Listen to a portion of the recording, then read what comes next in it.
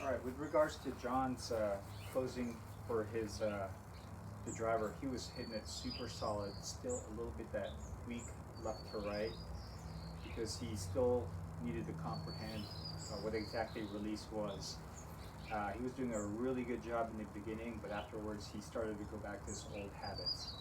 So what we talked about was this whole release, which was one of the 14 principles, obviously, is there's such thing as an early release or a late release.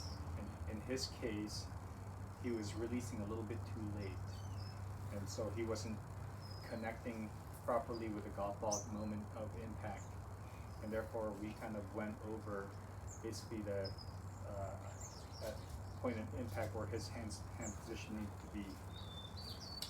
So what worked for him is to visualize basically as he finished his swing, so with an end in mind, is to actually pretend that he's dumping like a bucket of water over his left shoulder.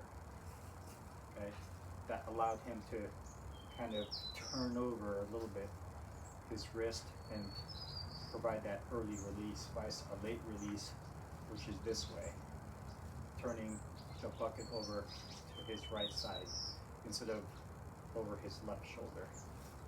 So he was hitting a lot more solid towards the end of our practice session, and what we discovered is that he does have that.